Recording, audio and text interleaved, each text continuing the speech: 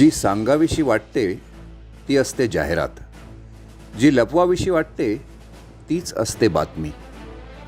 बातमीची होते जेव्हा जाहिरात, तेव्हा ती होते पोकळ आणि हरवतो तिचा आत्मा. अशा पोकळ फोलपटांखाली झाकून ठेवलं जातं सत्य. या सत्याचीच बातमी जिथे होते तेच तुमचं आमचं व्यासपीठ ॲनालायझर न्यूज. महाराष्ट्राच्या राजकारणाला एक वेगळीच कलाटणी मिळाली ती जून महिन्यामध्ये.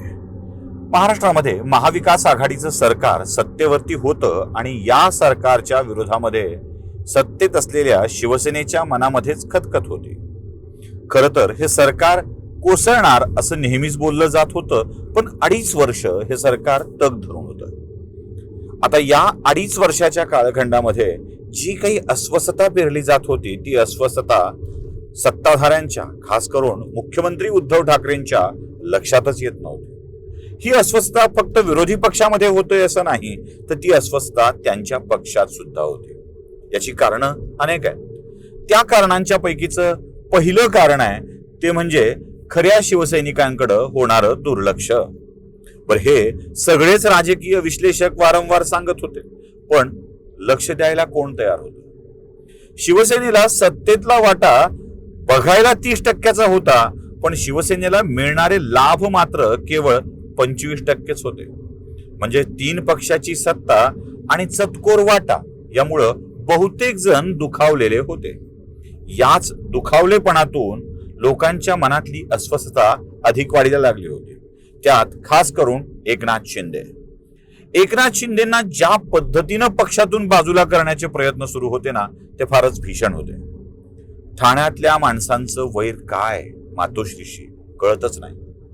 याआधीही आनंद दिघेंच्या सोबत मातोश्री नीट वागली नव्हती असंच समजताय, पण आता एकनाथ शिंदेच्या सोबतही तेच घडत होतं. म्हणजे गडचिरोलीत मिळालेल्या धमकीपासून एकनाथ शिंदेच्या संरक्षणात कपात करण्यापर्यंतची सगळीच निर्णय अनाकलनीय होते. तानाजी सावंतांसारख्या मंत्र्याला मंत्रिमंडळाच्या बाहेर ठेवणं हेही अनाकलनीय होतं.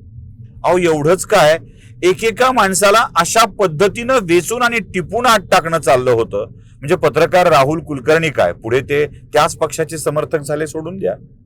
पत्रकार राहुल कुलकर्णी काय, केतकी चितळे काय, अनंत करमुसे काय, निखिल भामरे काय, एक ना अनेक अशी कितीतरी उदाहरणं.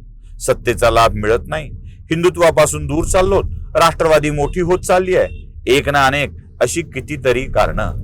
आणि याच कारणातून अनेकांच्या मनातल्या अस्वस्थतेला हुंकार भरला, वाट दिली ती एकनाथ शिंदे यांनी. कारण एकनाथ शिंदेच या सगळ्यांना आपल्या जवळचे आणि तारणहार वाटत होते. विधान परिषदेची निवडणूक संपत आली होती. सगळ्या निवडणुका, राज्यसभा, विधान परिषद संपलेल्या होत्या. मतदान झालं होतं. गद्दार म्हणून शिक्का मारणाऱ्यांनी एक गोष्ट लक्षात ठेवली पाहिजे, ना विधान परिषदेच्या निवडणुकीत ना राज्यसभेच्या निवडणुकीत शिवसेनेचं एकही मत फुटलं नाही आणि तरीही भाजप विजयी झाली होती. अर्थात गद्दारी नव्हती होत. आपल्या पक्षाचा उमेदवार विजयी करून आता आपलं म्हणणं मांडण्यासाठी अनेक जण निघालेले होते आणि त्या निघण्याला आता वर्ष पूर्ण झालंय. म्हणूनच आपण करतोय ही स्मरण यात्रा. या स्मरण यात्रेत त्यांनी केलेला सगळाच प्रवास मी तुम्हाला सांगणार आहे. ॲनालायझरच्या प्रेक्षकांनाही बघायला मिळणार आहे, अन्य चॅनलवरती देखील तो बघायला मिळणार आहे. हाच प्रवास आपण आता पूर्णतः करणार आहोत. मुंबई, सुरत, गुवाहाटी, गोवा आणि मंत्रालय, विमानतळ ते मंत्रालय या दरम्यान वरळी लागते याची देखील आठवण आपल्याला ठेवावी लागणार आहे. माझ्यासोबत या प्रवासामध्ये माझ्या कॅमेरावर नेहमीप्रमाणे आमचे नारायण उर्फ तम्मा पावले लातूरून खास आलेले आहेत. आमच्या मित्र प्रभाकर सूर्यवंशी हे जे नेहमी गाडी वापरतात ती गाडी सुद्धा आता आमच्या स्वप्नील सोबत आमच्या सोबत आहे. आणि माझ्यासोबत नेहमी असणारा तो, आठवतोय ना, तो एक बेवडा माणूस, गुजरात पासून सुरुवात करतोय, दारूबंदी गुजरातला आहे म्हणून शशिकांत शिरसाट हे देखील आपल्यासोबत या प्रवासामध्ये असणार आहेत. तेव्हा चला ही स्मरण यात्रा सुरू करूया. स्मरण यात्रा महाराष्ट्राच्या राजकीय बदलाची. चला आता पुढच्या टप्प्यावर जाऊया. आमदार निघालेले आहेत, निवडणुका झाल्यात आणि पुढे पहिल्यांदा ते कुठे थांबलेत तेही आपण बघणार आहोत. पुढे तपास नाका आहेच आहे. रात्रीच्या अंधारात सुरत पर्यंत बरंच काही घडलंय, तेच आपण जाणून घेणार आहोत. मंडळी, आपल्या प्रवासातला हा दुसरा टप्पा. माझ्या मागून जो रस्ता बघताय तो मुंबईवरून येतोय, म्हणजे घोडबंदर रोड क्रॉस करून हा रस्ता येतोय.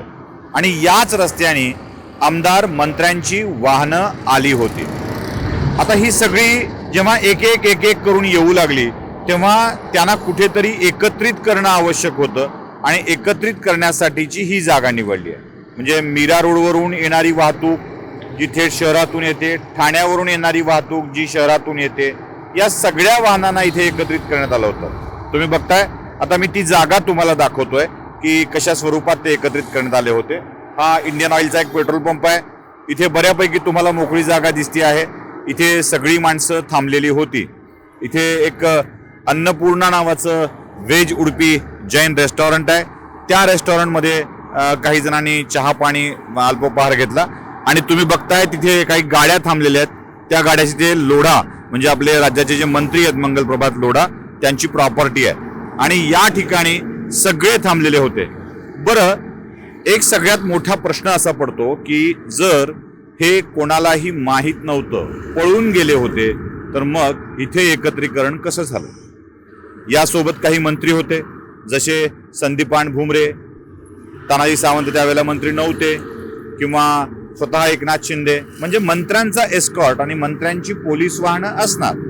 आता या पोलीस वाहनांच्या मधून माहिती मंत्री कुठे आहेत याची गेलेली असणार. एवढ्या मोठ्या प्रमाणावर जमलेला जमाव हा काही पळून जात नव्हता, लपून छपून जात नव्हता, तर उघडपणे जात होता, हे स्पष्ट आहे. म्हणून एकनाथ शिंदे सातत्यानं याला उठाव हा शब्द वापरतात. हीच ती जागा जिथे पहिले थांबले होते आणि नंतर प्रवासाला सुरुवात झाली आहे. इथे नेमकं काय घडलंय तेही आपण जाणून घेणार आहोत. या सगळ्या घटना बघणारी काही माणसं अजूनही इथे आहेत. म्हणजे पंपावरचे कर्मचारी आहेत, सगळे कर्मचारी आहेत, पण ते फारसं काही बोलणार नाहीत, कारण त्यांच्या दृष्टीनं गाड्या आल्या आणि गेल्या. पण इथे काही लोक जेवायला आलेली होती आणि त्यांना हे माहीत होतं. आम्ही त्याच माणसांना शोधण्याचा प्रयत्न केला आणि त्यांना बोलतं केलंय.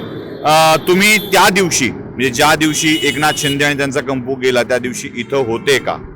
ॲक्च्युली आम्हाला ते एकनाथ शिंदेंचा कंपो आहे काय माहीत नव्हतं. आम्ही संध्याकाळी जेवणासाठी इथे आलो होतो, साधारण 5:30-6च्या दरम्यान नाश्त्यासाठी, आणि अचानक एकामागे एक सगळ्या गाड्या येत होत्या आणि त्या गाड्या बाजूला लागत होत्या आणि काहीतरी विचित्र घडतं एवढंच फक्त आमच्या मित्रांमध्ये गप्पा चालल्या होत्या.